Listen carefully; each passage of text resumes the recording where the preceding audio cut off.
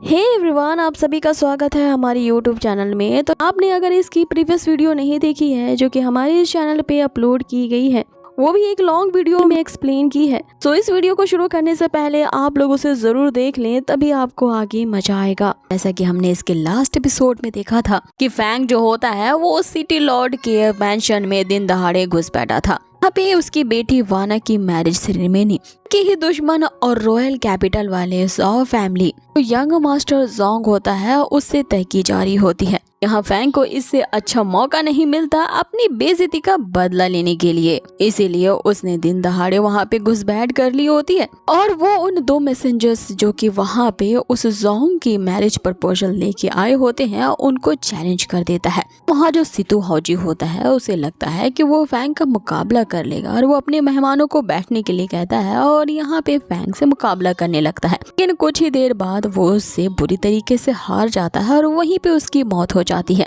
देख के वे जो दो पैसेंजर्स होते हैं वो काफी डर जाते हैं। अपने रॉयल कैपिटल के मेन ब्रांच से एक हाई प्रोफाइल एल्डर को यहाँ पे समन करते हैं। इसका नाम ज़ॉ यून होता है। ज़ॉ यून काफी बड़ा कल्टीवेटर है। इसके आते ही ये दोनों मैसेंजर्स जो होते हैं यहाँ फैंग को धमकी देने लगते हैं, अब तो तेरी मौत यहाँ पे पक्की है। सिस्टम जाफर जो होता है वो फैंग को समझाने लगता है कि यही अच्छा मौका है, अपनी जान की सलामती चाहते हो तो यहाँ से भाग लो। लेकिन फैंग उसे यही जवाब देता है कि ये वक्त भागने का नहीं है बल्कि इन दुश्मनों का सामना करने का है, और ऑफ कोर्स तुम्हें भागना है तो तुम भाग सकते हो। मेरे अपोजिट ये जो बंदा खड़ा है वो मेरे ज़ॉ फैमिली के दुश्मनों में से एक है, जरूर कहीं ना कहीं मेरे फादर की मौत से इसका भी लिंक है, इसलिए मैं यहाँ इससे डर के तो कभी नहीं भागूंगा। वैसे भी मुझे अभी अभी मेरी गेम ने जो मुझे एक नई स्किल दी है उस स्किल का इस पे ही यूज करूंगा। इसमें यहाँ जाफा उसे फिर समझाने की कोशिश करने लगता है कि अभी अभी तुम्हें सिस्टम ने जो स्किल दी है उसके आदी नहीं हुए हो और तुम उसे अच्छी तरीके से इस्तेमाल नहीं कर सकते। जाफा यहाँ ये सोच करके हैरान रहता है कि इस बंदे को मैंने अभी अभी फैंग की स्टोरी सुनाई है और वो इसके किरदार में पूरी तरह से ढल गया है, उसके रोल में इस तरह से रच बस गया है कि जैसे उसी के ही बदले को इसने अपनी जिंदगी का मकसद बना लिया हो।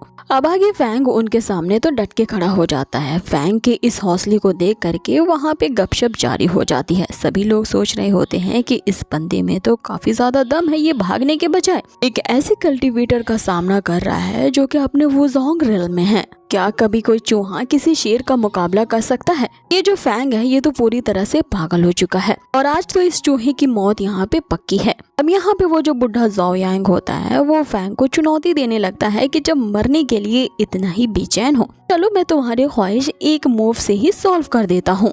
अब उस बुढ़े ने अपने सन ब्लेजिंग शॉट को एक्टिवेट कर दिया होता है। इस एक्टिवेशन के जरिए वहाँ पे इतनी सारी तलवारें एक्टिवेट हो जाती हैं जो कि यहाँ ज़ॉ फैंग को मारने के लिए उसकी ओर बढ़ने लगती हैं। लेकिन यहाँ पे जो ज़ॉ फैंग होता है वो उन सारी शॉट का इस तरह से मुकाबला करता है जैसे उसके सामने तो कोई टूथपिक फेंक रहा हो। उन 100 से भी ज्यादा तलवारों का मुकाबला बड़ी ही आसानी से कर लेता है। अब आगे यहाँ फैंग ने जो इस बुढ़े के एक मूव को इतनी आसानी से डॉज कर लिया था, इसे देख करके सभी लोग हैरान रह जाते हैं। ये सोचने लगते हैं कि हो ना हो ये फैंग तो लकी निकला, लिए वो इतने खतरनाक मूव से बच गया, अगली मूव का तो वो सामना नहीं कर पाएगा। फैंग उनके इस सरप्राइज का जवाब देते हुए कहता है कि अगर तुम्हारे पास इतनी ही स्ट्रेंथ है यूज करके तुम मुझ पे हमले करना चाहते हो तो बेटर यही होगा कि अपनी जान बचाने के लिए यहाँ से अभी भाग लो, वरना मुझे डर है कि तुम सभी की यहाँ पे मौत जल्दी होगी और मैं तुम्हारी ऐसी हालत करूंगा कि किसी को भी यहाँ तुम्हारी बॉडी कलेक्ट करने से भी डर लगेगा। इतना कहते हुए फैंग ने भी उन्हें एक करारा जवाब दिया होता है जिसमें वो बुढ़ा कहने लगता है कि बच्चे तुझे जितना भी हंसना है हंस ले, ये तेरी जिंदगी की आखिरी हंसी होने वाली है। और उसे ये कहते हुए अपनी दूसरी मूव एक्टिवेट करता है कि मैं आज तेरी बॉडी से तेरी स्किन को ही अलग कर दूंगा,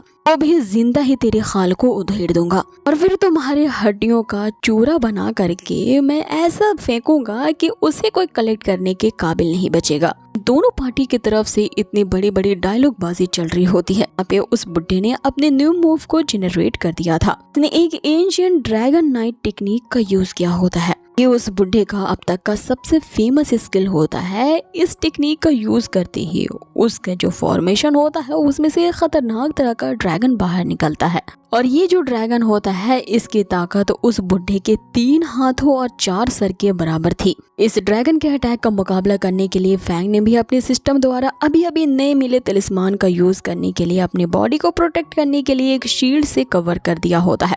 अब यहाँ उस बुढ़े को अपने इस ड्रैगन पे इतना ज्यादा घमंड होता है कि वो एक अटैक करके यहाँ निश्चिंत बैठ जाता है, ये कहते हुए कि अब यहाँ पे शील्ड से बाहर तो उस फैंग की लाश और उसकी राखें ही बाहर आएंगी। लेकिन यहाँ फैंग ने उस ड्रैगन के द्वारा किए गए अटैक को अपनी शील्ड से आसानी से डॉज कर लिया होता है और उस बुढ़े से कहने लगता है कि तुम कुछ ज्यादा ही जल्दी आखिरी डिसीजन पे पहुंच गए हो, लेकिन ये इस फाइट का अंतिम डिसीजन नहीं होगा। फैंग ने उस बुढ़े पे अचानक से पीछे से जो हमला किया होता है इससे वो बौखला जाता है और उसके अटैक को लड़खड़ाते हुए डॉज करने की कोशिश करने लगता है। आगे इसी तरह से इन दोनों के बीच इसी तरह की तगड़ी फाइटिंग कंटिन्यू रहती है और ये दोनों एक दूसरे को एकदम भारी डायलॉग से धमकियां दे रहे होते हैं। अब उस बुढ़े ने अपनी पूरी स्ट्रेंथ लगा करके फैंग पे एक ऐसा अटैक किया होता है जिससे उसे पूरा यकीन होता है कि इस फाइट का जो विजेता होगा वो बुढ़ा ही होगा, जिसमें फैंग उसे कहता है कि अभी ये फाइट खत्म नहीं हुई है, मैं बता दूं कि इस फाइट का फाइनल विनर तू नहीं बल्कि मैं हूँ।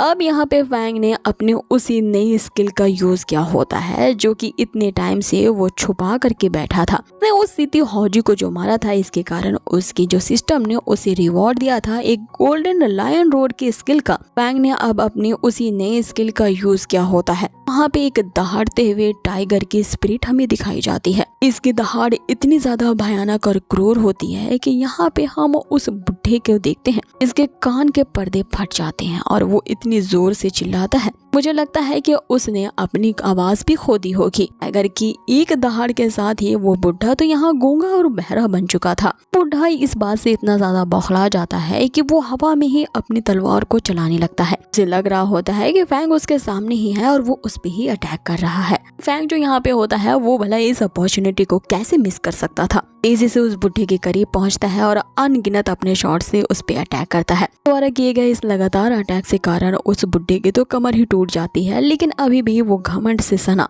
को यही धमकी दे रहा होता है कि आज वो उसकी हड्डियों का चूरमा बना देगा। लेकिन फैंग का यहाँ पे उस पे आखिरी अटैक करना बाकी था। फैंग ने अपने 5 शॉट कॉम्बिनेशन किलिंग फॉर्मेशन को एक्टिवेट कर दिया था और जैसा कि अब तक हमने इस सीरीज में देखा है कि जैसे ही यहाँ पे फैंग ने अपनी शॉट के फॉर्मेशन को एक्टिवेट किया है किसी न किसी की मौत जरूर हुई है और अब की बारी इस भयानक फॉर्मेशन से यहाँ पे मौत उस बुढ़े की होती है। उसे निकलती हुई जो 5 तलवारें होती हैं वो आपस में कंबाइन होकर के एक बहुत बड़ी शॉट का निर्माण करती हैं। ये तलवार सीधा उस बुढ़े की छाती के आर पार हो जाता है। अब फाइनली वो बुढ़ा वहाँ पे ढेर पड़ा होता है। मौत देख करके तो उस बुढ़े को जिस 2 मैसेंजर्स ने यहाँ पे समन करके बुलाया था उनके तो यहाँ पे फट जाती है और बाकी लोग अब यही सोचने लगते हैं कि ये जो ज़ो फैंग है एक्चुअल में ये तो अपने दुश्मन से भी ज्यादा ताकतवर हो चुका है।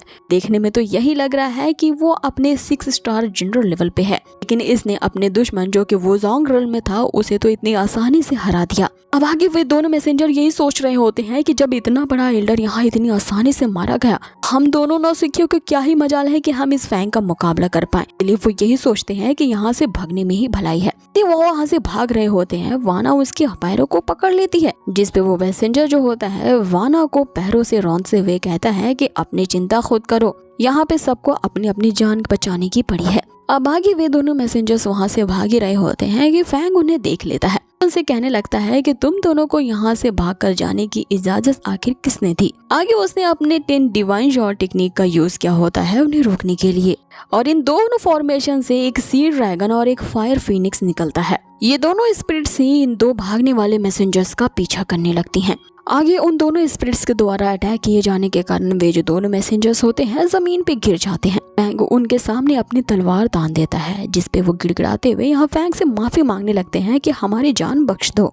फैंग यहाँ उसकी धारा दे करके उस पे तरस खाता है और ये कहते हुए छोड़ देता है कि तुम मेरी तलवार से मार खाने के लिए भी वर्थी नहीं हो, और वैसे भी मुझे अपने दुश्मन तक एक लेटर भिजवाना है, इसके लिए तुम्हें जिंदा रहना होगा ताकि तुम मेरा वो लेटर उसके तक पहुंचा दो। दोनों मैसेंजर्स आपस में ही लड़ने लगते हैं। एक का कहना ये होता है कि अगर मैं वो लेटर को पहुंचाऊंगा हो सकता है कि फैंग मेरा काम देख करके मुझे ना मारे। इसलिए वो लड़की जो होती है यहाँ पे अपनी चाल चल देती है, फैंग के सामने गिड़गिड़ाने लगती है ये कहते हुए कि मैं तुम्हारे लिए वो लेटर को पहुंचाऊंगी, ये तुम ना मेरे दूसरे साथी को जान से मार सकते हो। लेकिन जहाँ वो अपने ही साथी को धोखा देने वाली थी उसी के ही साथी ने उसे जान से मार दिया होता है। उसे भयानक तरीके से अपने ही रास्ते से वो साफ कर देता है। अब आगे वो अपने बुरे इरादों से फैंग को पीछे से हमला करने के लिए आगे बढ़ता है।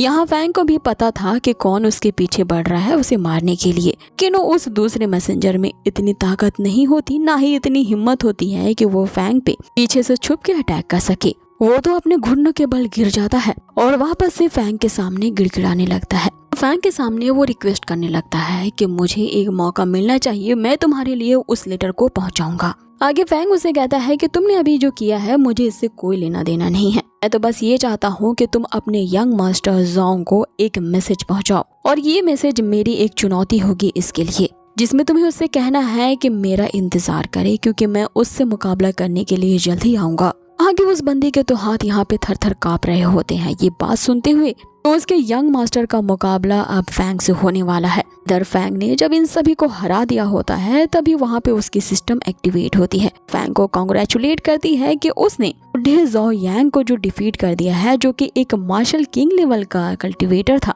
इसीलिए सिस्टम जो है यहाँ फैंग को इसके लिए एक रिवॉर्ड देना चाहती है। फैंग ने एक मार्शल किंग लेवल के कल्टिवेटर को डिफीट किया है, इसलिए फैंग को यहाँ पे टोटल 2.3 मिलियन एक्सपीरियंस पॉइंट्स का गेन होता है। साथ ही उसे 6,10,000 के 10+ डिवाइन शॉट की प्रोफिशिएंसी बढ़ा दी जाती है। इसके साथ साथ उस सिस्टम जो होती है उसे 2 और अमेजिंग तरह के स्किल्स रिवॉर्ड देती है। ये पहला स्किल एक बीस्ट टेमिंग स्किल कुकू है। अब इस स्किल का यूज करके यहाँ जो फैंग होगा वो किसी भी तरह के बीस्ट को अपने वश में कर पाएगा और उसे टेम कर पाएगा। साथ ही उसने जो इतने सारे एक्सपीरियंस पॉइंट्स गेन किए हैं इसके कारण यहाँ फैंग को नेक्स्ट लेवल पे अपग्रेड किया जाता है, जिसके कारण फैंग जो कि पहले 6 स्टार जनरल लेवल का कल्टिवेटर था अब वो अपग्रेड होकर के 7 स्टार जनरल लेवल पे पहुंच जाता है। उसके बाद उसे 8 स्टार के साथ साथ 9 स्टार जनरल लेवल तक पहुंचा दिया जाता है। और अब ये जान करके यहाँ फैंग काफी ज्यादा खुश होता है कि वो अब एक 9 स्टार जनरल लेवल पे पहुंच गया है। वो जोंग रिल्म में पहुंचने के लिए बस वो 1 स्टार लेवल की दूरी पर ही है। उसने इतने बड़े लेवल पे ब्रेक थ्रू किया होता है, इसलिए फैंग यहाँ पे काफी खुश होता है और यहाँ पे उसकी नजर वाना पे पड़ती है। वो उसे कहने लगता है कि अब तेरा क्या होगा वाना। उसने उसकी तो हौजी और बाकियों को अपने रास्ते से जो साफ कर दिया है, जिसके कारण उसका बदला पूरा होने के साथ साथ सिस्टम ने तो उसे रिवॉर्ड भी दिया है। अब बारी उस लड़की की आती है जो कि इन सारी मुसीबतों की जड़ है। सारी मुसीबतों की शुरुआत इसी लड़की वाना के ही एक्शन के कारण हुई थी। इसलिए यहाँ जो फैंग होता है वो उस लड़की वाना को खूंखार भरी नजरों से देख रहा होता है। वाना की तो यहाँ पे डर के कारण सांसें ही रुक जाती है और उसकी आंखों में हमें डर भयानक तरीके से नजर आता है। इससे पहले कि हम जान पाते कि आगे क्या होता है, इस एपिसोड को यही फिनिश कर दिया जाता है।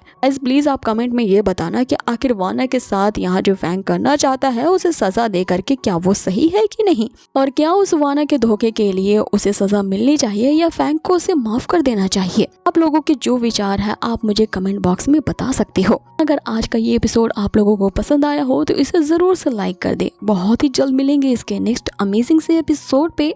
Till then take care, stay healthy, good bye.